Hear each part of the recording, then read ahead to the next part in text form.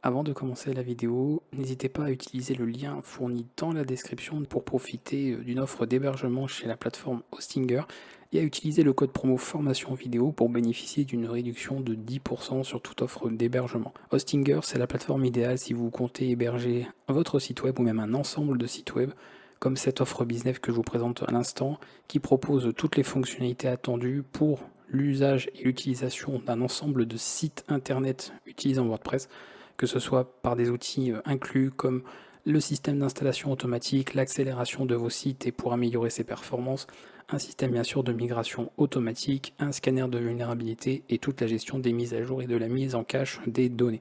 Sachez également que vous avez un nom de domaine qui est gratuit, inclus pendant un an, et bien sûr tout l'espace suffisant pour pouvoir héberger l'ensemble de vos fichiers, que ce soit des médias ou même des documents que vous voulez fournir à vos utilisateurs. Pour passer commande, vous pouvez donc sélectionner directement l'offre qui vous convient le plus, sélectionner une durée adéquate pour profiter en tout cas d'une réduction la plus avantageuse pour vous, de passer par la création d'un compte ensuite qui vous servira tout simplement d'interface pour gérer l'ensemble de vos sites web et de pouvoir inclure toutes vos informations bien sûr de facturation et au moment du paiement, inscrire le code promotionnel formation vidéo dans le champ prévu à cet effet, de l'appliquer et de profiter ainsi d'une réduction, comme je vous le disais, de 10% supplémentaire pour l'achat de toute offre d'hébergement sur la plateforme.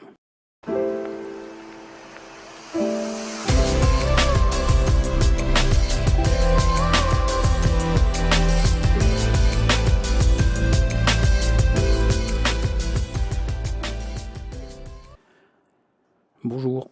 Dans la séance précédente, nous avons abordé ensemble la personnalisation des pages et l'édition des menus de notre site WordPress. Et on a également vu comment définir une page d'accueil ensemble. Et je vous avais montré que ça faisait partie finalement, en quelque sorte, de la gestion des thèmes, ce qu'on retrouvait ici.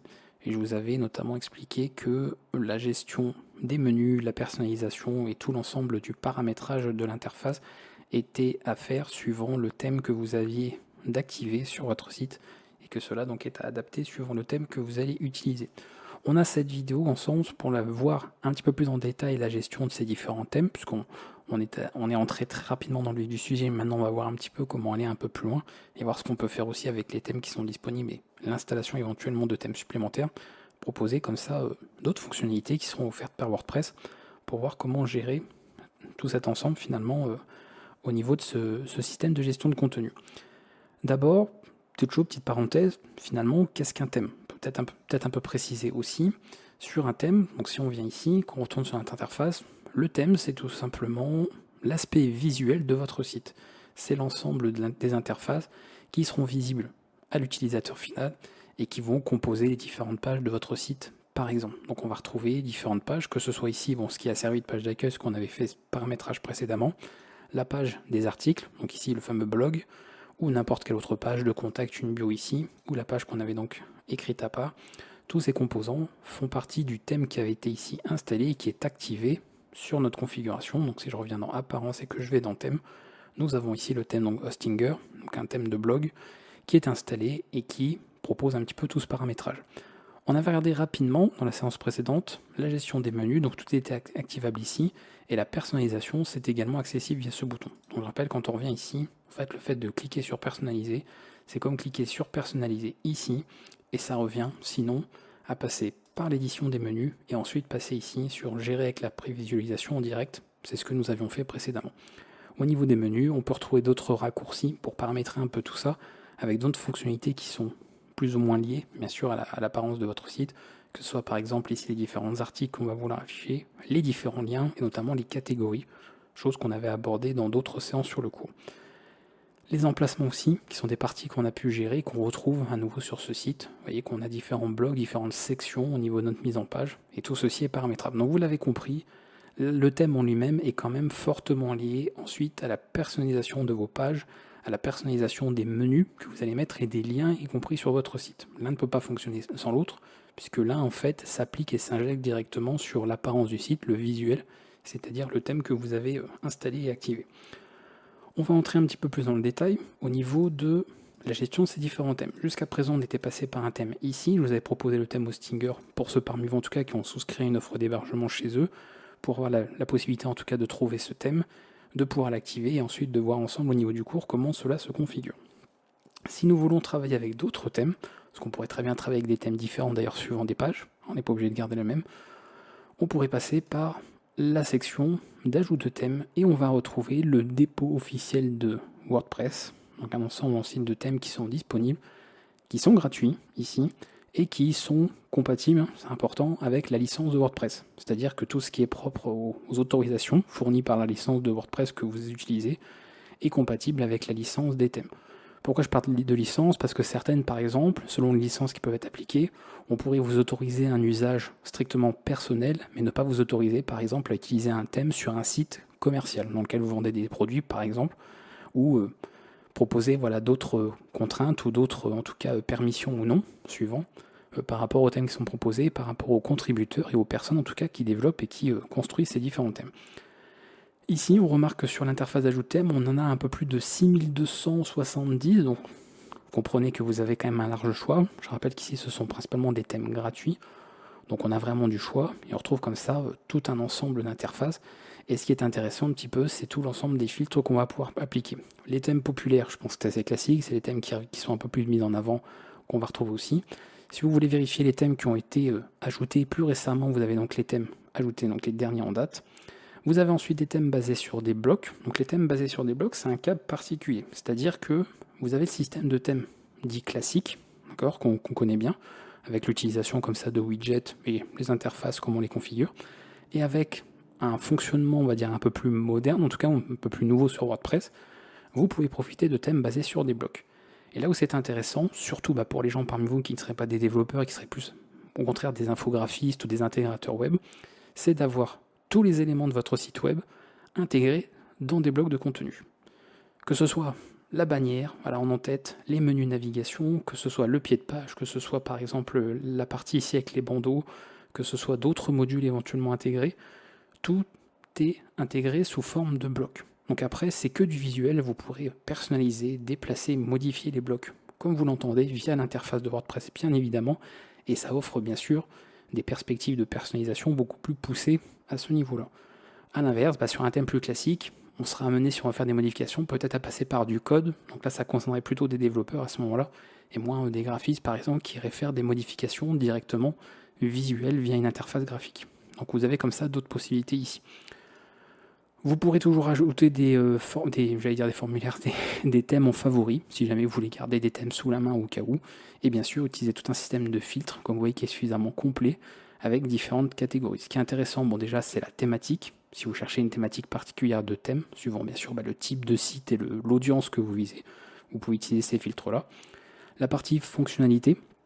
Donc ce qui peut être intéressant, par exemple, c'est de voir des thèmes qui vont être beaucoup plus paramétrables. Si on va par exemple ici sur un thème qui va être un éditeur de site, on va avoir véritablement, c'est du Lego. C'est-à-dire qu'après, vous avez encore une fois des blocs, vous avez tout un tas de systèmes, et vous allez pouvoir comme ça paramétrer, personnaliser beaucoup plus de choses.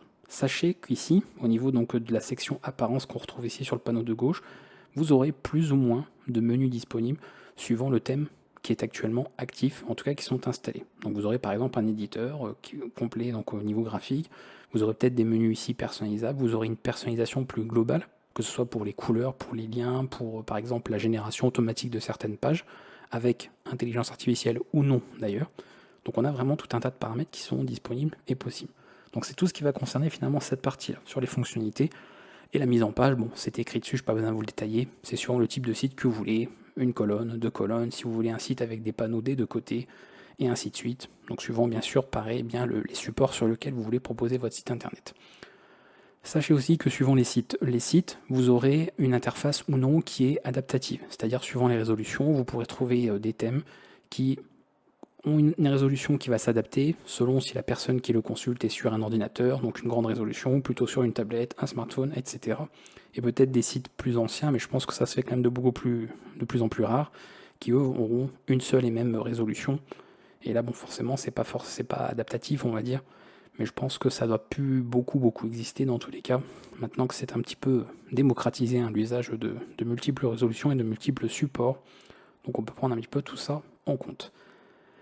Ça, c'est pour l'installation depuis ce panneau. Donc si vous voulez installer un thème ici, vous trouvez un thème par exemple qui correspond. Admettons, on peut dire, on veut faire par exemple un site sur la photo. Donc on veut présenter des photos, imaginez un photographe professionnel, ou pas d'ailleurs, un même amateur. On veut quelque chose avec des couleurs personnalisables, parce que c'est bien quand même de pouvoir avoir quelque chose qui soit bien poussé à ce niveau-là, pourquoi pas des variations de style, admettons, et quelque chose en 2 colonnes, ce qui sera même en une, à la rigueur pour de la photo, ce sera très bien. On applique les filtres, si bien sûr on trouve des thèmes, donc forcément plus vous utilisez de filtres, moins vous trouverez peut-être d'éléments, donc là on voit qu'on n'a pas grand chose, donc on va peut-être être un peu moins gourmand là-dessus, passer ici, je pense qu'on va en trouver davantage un peu plus, et on peut comme ça partir sur d'autres exemples. Là c'est vrai que photographie, j'aurais pas forcément pensé ça, peut-être plutôt portfolio pour faire une galerie, je pense que ça va plus coller avec ce qu'on recherche, un petit peu plus selon les thèmes, la pertinence, et on pourra comme ça sélectionner ce qu'on veut, sachant qu'après, suivant les thèmes, comme je vous l'ai dit, c'est facilement personnalisable ou non, suivant ce qui est proposé. Donc je vais prendre un exemple, voilà, alors ça c'est pas forcément les exemples auxquels j'aurais pensé. Photo, je vais même enlever le film, parce que pour le coup, celui-là, il est pas... Après, parfois, c'est juste ça. Faut pas être trop exigeant selon les thèmes. Donc on va choisir comme ça un exemple qu'on veut. On va pouvoir avoir les détails, bien sûr, donc toutes les informations liées à ce thème, et surtout une partie aperçue qui va vous permettre de prévisualiser tout ça. Alors là, on pourrait se dire, c'est bizarre, c'est-à-dire que mon site il va ressembler à ça. Évidemment, comprenez que c'est une vitrine, c'est-à-dire que c'est un moyen très simple d'avoir un bon aperçu du thème et de toute la mise en forme finalement de différents éléments. Donc là, par exemple, sur ce thème ici, on voit que là, le contributeur a mis en place tout un tas d'éléments pour montrer visuellement à quoi ça ressemble. Voilà les différents niveaux de titres, les paragraphes, quand on fait des listes, quand on fait des formulaires, quand on met des boutons, des tableaux, etc., du code, des images, donc tout un tas de données. Et ça vous donne comme ça, en une seule page, un aperçu global, un petit peu de ce à quoi ça va ressembler. Moi, par exemple, je dis, bon, je suis pas satisfait, ça me plaît moins. Tiens, ça me plaît bien, peut-être un peu plus dans les couleurs. Sachant qu'encore une fois, on peut adapter. Alors pour le coup, bon, visiblement, ça rend pas du tout comme ça devrait rendre. Alors je pense qu'il est pas bon celui-là. Moins intéressant. Plus voir celui-là. Ok, voilà, comme ça on a différentes parties. Et ici, visiblement, ça a mis dans les sous-menus. Souvent, quand vous voyez ça, Elements, Links, etc., c'est que les gens ont rangé tout. Donc là, on voit peut-être un exemple type d'article, ça a l'air, ou d'une page. Ici, ça va être les différents éléments possibles sur une page web. Donc voilà ce qu'on retrouve comme tout à l'heure, un formulaire, liste, etc. Pour montrer d'un seul coup à quoi ça ressemble, et ainsi de suite. Différents éléments pour les liens, etc. Ça, on peut voir un peu très vite à quoi ça ressemble. Une fois que c'est fait, qu'on a trouvé en tout cas le thème qui nous correspond, on installe. Donc ça va être directement téléchargé bien sûr dans l'espace de stockage de votre site, très important. On va revenir sur l'interface, je vais repasser sur thème et on retrouvera comme ça notre interface de thème. Donc vous voyez qu'on peut en avoir ensuite plusieurs qui sont disponibles et activer par exemple le thème que l'on veut. Donc là on va faire activer et à partir d'ici, vous voyez que j'ai d'un seul coup beaucoup plus de choses. Voilà, j'ai ici maintenant un menu de widget, j'ai un menu pour aussi un tableau de bord, et également visiblement des plugins, donc ils doivent pouvoir, j'imagine, ajouter des fonctionnalités.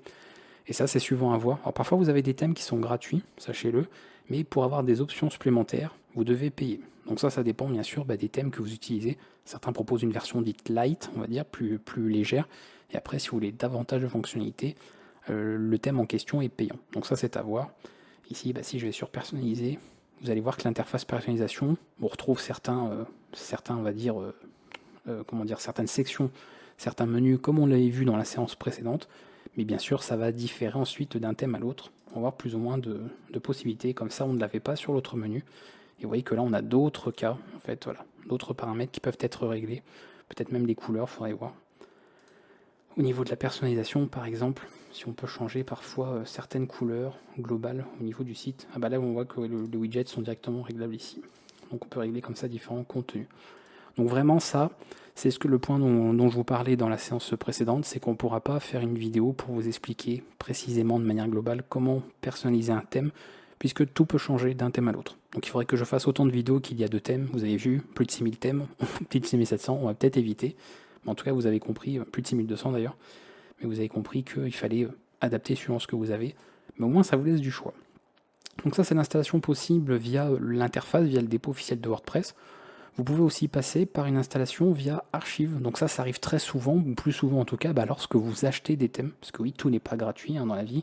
Vous pouvez trouver des thèmes payants, donc l'avantage peut-être c'est qu'il y a moins de risques que quelqu'un l'utilise aussi. Parfois, vous pouvez même avoir des thèmes qui sont uniques, c'est-à-dire vous avez des personnes, ils vendent un thème exclusif pour une personne, et après il n'est plus vendu, donc vous êtes le seul et unique détenteur de ce genre de thème. Donc à vous de vous renseigner, hein, il y a différents créateurs qui peuvent proposer ce genre de possibilités, et on peut comme ça donc téléverser un thème via une archive, que ce soit bien sûr un thème gratuit ou payant. Donc moi j'ai pris pour l'exemple ici un thème qui est gratuit, voilà, c'était pas un thème payant, celui-là Estia. Je l'ajoute, je vais l'installer, et pareil, ça va être donc mis en ligne, donc directement passé sur l'espace de stockage de notre site, et on retrouve tout ensuite. Donc on va aller dans thème, et il sera à nouveau disponible, enfin en tout cas disponible ici. Voilà, donc le thème Estia, je peux le prévisualiser pour l'activer juste après. Et à nouveau, donc on retrouve d'autres menus suivant ce qui est installé. Donc vous voyez, on ne retrouve pas du tout forcément les mêmes menus ici, les mêmes propositions en tout cas d'options, suivant ce qu'on a. Je vois même pour Estia, vous avez même une documentation. Bon, alors ça vraiment, ils ont pris soin de faire les choses proprement pour vous. Et en tout cas, on a un bel aperçu, parce qu'on voit qu'on retrouve mes articles. Donc on a les changements qui ont été mis, et tout est personnalisable. Voilà, ici, ça me plaît pas, je peux changer ça. Et hop, on retrouve la barre de navigation. Si je modifie le menu, on passe par les menus. Et vous voyez, tout ce qu'on a vu dans la séance précédente est à nouveau disponible ici. C'est pour ça que je vous dis, normalement, si vous avez bien suivi le cours, vous n'aurez pas de mal à vous adapter d'un thème à l'autre. On retrouve forcément des similitudes. Une fois que vous savez faire avec un thème, vous saurez faire avec un autre. Après, bien sûr, si vous tombez sur un thème payant où il y a 150 fonctionnalités hyper développées, c'est sûr que ça va demander, c'est pour ça qu'il y a des documentations d'ailleurs, d'apprendre de prendre en main en tout cas ce thème-là, et de voir en fonction du développeur et de l'infographiste ce qu'ils ont fourni dans le dit thème. On a fait le tour, je pense, au niveau des installations. Alors, on pourrait aussi, bien sûr, directement déployer notre archive en passant par un client FTP ou même par SSH, évidemment. Si vous avez l'archive, vous le déplacez, c'est dans le répertoire WP-content, et ensuite vous avez un sous-répertoire thème, donc pour les thèmes. Vous mettez normalement l'archive là-dedans, et elle sera ainsi donc trouvée, elle sera identifiée, et vous la retrouverez ensuite dans votre interface ici, depuis le tableau de bord. Donc on a enfin tout qui est disponible sur cette partie. Pour terminer cette vidéo, avant de vous laisser, puisque je voulais quand même qu'on aille un petit peu plus loin, abordons justement la partie au niveau contenu adaptatif. Donc on va aller par exemple ici, on va activer celui-ci. Ah, il y a une configuration derrière. Ah bah parfait.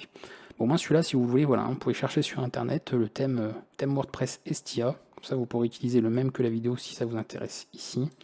Alors je vais mettre par exemple, voilà. Je voulais pas mettre forcément ça, je voulais mettre fleur de chie. Hop. On change en passe d'un site parce que le lien c'est formation-jc et en fait rien à voir. C'est des fleurs, des couleurs. C'est histoire de changer un petit peu. Logo, non, je vais utiliser le logo de démo, ça ira très bien. Ça me va, c'est très bien. Et ici, une icône de site. On va utiliser l'icône par défaut. Donc ça c'est la favicon que vous avez généralement là, suivant les navigateurs. Couleur d'arrière-plan, non, je vais laisser tout comme ça. Par défaut, je laisse tout, oui. Donc vous voyez, ça par exemple, on ne l'aurait pas forcément sur d'autres thèmes. C'est les créateurs du thème Estia qui ont fait ce système de configuration où tout est fait par interface. Donc c'est ce que je vous disais, c'est que par défaut, pas besoin d'être développeur ou intégrateur. Vous avez tout par interface graphique, il suffit juste de savoir lire et de cliquer sur les boutons. Et ça se passe tout seul. Et après, bien sûr, si vous voulez aller encore plus loin, oui, on peut toujours développer. C'est quelque chose qu'on verra d'ailleurs plus tard dans le cours. Mais c'est encore une fois pas obligatoire, c'est juste du bonus. Dernière publication, ou alors ouais, on va faire ça, Home, on va laisser Home, c'était je crois que la biographie de Chuck Norris, je crois qu'on a mis un truc comme ça.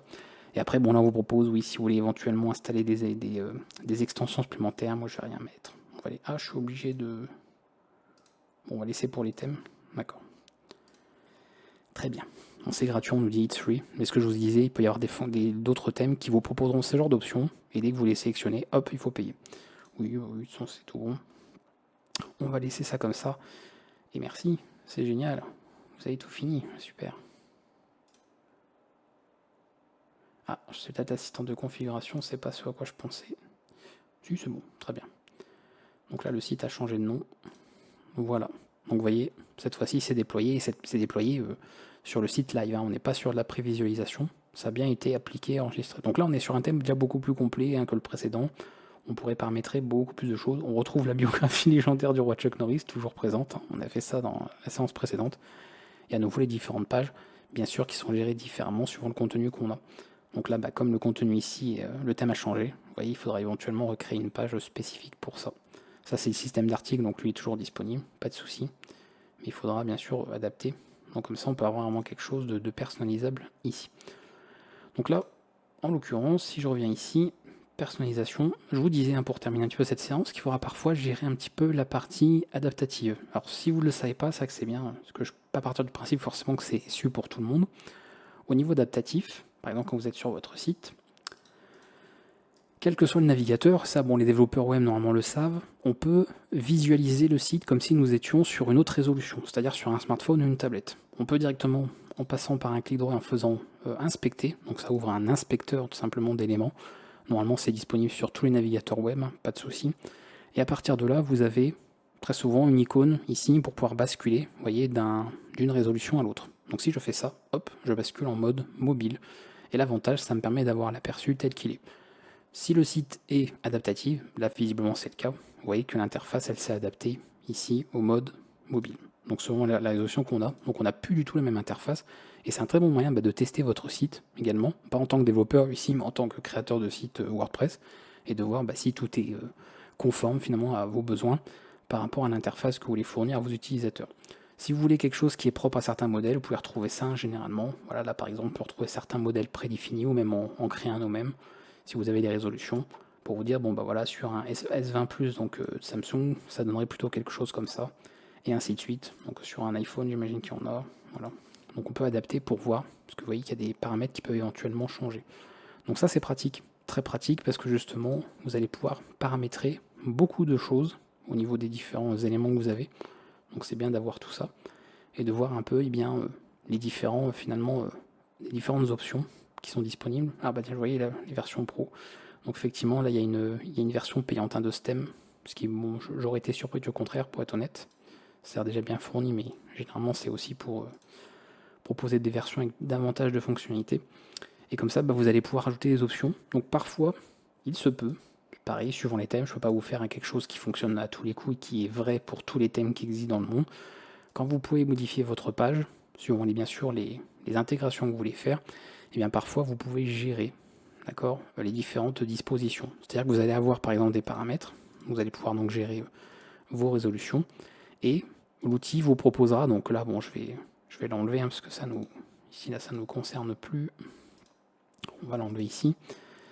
Mais selon les thèmes, vous aurez des fonctionnalités, donc ici sur le panneau latéral qu'on avait pu aborder ensemble quand on a vu notamment l'éditeur, et bien les différents paramètres suivant les résolutions. C'est-à-dire qu'admettons ici on voudrait changer la taille de la police de caractère, et bien vous pourrez avoir des menus qui vous indiqueront la taille à choisir pour, par exemple, ce titre sur une résolution dite bureau, donc ordinateur de bureau, mais également de choisir une taille de police différente si vous êtes sur un format de tablette ou un format de smartphone. Et comme ça, vous aurez 3 curseurs au lieu d'un seul, et vous pouvez par exemple paramétrer 3 tailles de police différentes. Ce qui est intéressant, c'est de se dire, là, je suis sur une très grande résolution, donc j'affiche ça en grand. Je pourrais même afficher ça, le home ici en beaucoup plus grand si je voulais. Bloc, je ne sais même pas s'il l'a géré ici au niveau des paramètres. Donc il faudrait gérer ça au niveau des thèmes. Et par contre, de dire, quand je suis sur un autre format, donc là on voit que ça prend en compte les autres formats, peut-être que par exemple sur mobile, on pourrait considérer que Home il est peut-être un peu grand. Parce que généralement, vous ne regardez pas votre téléphone à 1,50 m de distance, ou alors vous avez le bras très très long. Et dans ce cas-là, on peut le changer. Donc là, on voit que c'est pas adaptatif. Au niveau de la résolution, oui, ça n'y a pas de souci. Mais par contre, au niveau de la police de caractère, elle est identique de l'un à l'autre. Donc si on veut changer ça, certains thèmes vous permettront de faire ces réglages-là en tout cas, et d'avoir véritablement une interface complètement adaptée à la résolution que vous avez. Donc ça vous va de prendre la peine, suivant ce que vous voulez faire, de vérifier, suivant les thèmes que vous utilisez, toutes les options de personnalisation qui sont disponibles. Et encore une fois, ça se retrouvera toujours dans la section apparence, et vous aurez tout qui est disponible. Vous voyez par exemple lui, en plus il a tout mis maintenant, tout est en français, parce qu'il a bien sûr tout paramétré la bonne langue, donc il y a bien la langue française pour ce thème. Je peux passer par l'arrière-plan, et on voit qu'ici, on a visiblement de la personnalisation concernant les couleurs. Donc on va pouvoir régler non, c'est juste l'arrière-plan, ok, c'est juste l'image qu'on a ici. Mais par exemple là, voilà le bouton, on pourrait peut-être changer après les paramètres au niveau des couleurs, j'imagine, ou d'autres choses. Changer l'image, là c'est que l'image, le titre. Mais parfois on a d'autres options. Mise en page. Ah oui, on peut vraiment, ok. Donc vous voyez, des fois il y a vraiment plein d'options qui sont disponibles suivant ce que l'on règle au niveau des couleurs. Donc ça dépendra encore une fois, toujours, du thème que vous allez utiliser. Donc je vous invite, puisque ça va comme ça clôturer cette séance ici, on a fait le tour de ce que je voulais montrer, à tester plein de thèmes. Alors bien sûr après c'est pour produire un vrai site en production, etc. Il faudra que vous choisissiez quelque chose qui correspond bien aux besoins et à la thématique finalement de ce que vous voulez produire. Mais après si vous êtes là juste pour apprendre, en tout cas pour le moment à utiliser WordPress, n'hésitez pas, parce que même sans passer par des outils payants encore une fois, je rappelle, si vous êtes chez Hostinger, vous avez leur thème qui est disponible. Très bon moyen de vous entraîner et de voir un petit peu comment tout ça fonctionne, ou même pourquoi pas l'utiliser si ça convient par rapport à ce dont vous avez besoin. Et après, d'aller voir au niveau de la bibliothèque, puisque là, vous avez vraiment des milliers de thèmes disponibles, de toutes sortes. Donc vous pourrez comme ça trouver un petit peu celui qui vous correspond, et de voir, suivant les thématiques que vous voulez aborder, les jeux de couleurs, voir ce qui peut être personnalisé. Donc bien sûr, hein, toujours pareil, ne vous basez pas forcément tout de suite sur le visuel là, vous pouvez plus vous baser sur les interfaces on va dire, mais généralement les jeux de couleurs, les images, tout ça est modifiable, ça reste après personnalisable, puisque le but c'est de produire votre propre site. Voilà, je vais vous laisser avec tout ça. Alors moi je pense qu'entre deux je ferai quelque chose de propre, parce que là j'avais fait des petits exemples de pages etc, mais pour les prochaines séances, histoire d'avoir un cas un peu plus concret, je ferai un petit site propre je pense, alors hors vidéo, parce que c'est pas intéressant ici, je vais rien montrer de plus que ce que l'on a abordé ensemble dans le cours, mais je mettrai par exemple des vrais titres, des vrais articles, d'une certaine manière, avec une vraie thématique sur le blog, et comme ça on aura quelque chose d'un peu plus concret on va dire pour les prochaines vidéos de ce cours. Je vous dis à bientôt en tout cas pour la prochaine séance. N'hésitez pas toujours, comme d'habitude, si vous avez des questions à les poser en commentaire, à tester un petit peu tout ça de votre côté, de voir comment ça marche. Et normalement, là on a fait vraiment le tour des fonctionnalités, on va dire, standard de WordPress. Donc vous avez tout ce qu'il vous faut. Et on va pouvoir commencer à aller un petit peu plus loin avec notamment les utilisateurs, la gestion des extensions aussi. On a donc pas mal de choses, ça va nous occuper. Et puis tout l'aspect développement, on aura tout un chapitre là-dessus. S'il y a des développeurs parmi vous qui veulent ajouter et personnaliser davantage WordPress, eh bien sachez que les développeurs peuvent apporter quelque chose de plus aussi à ce système de gestion de contenu. A bientôt tout le monde.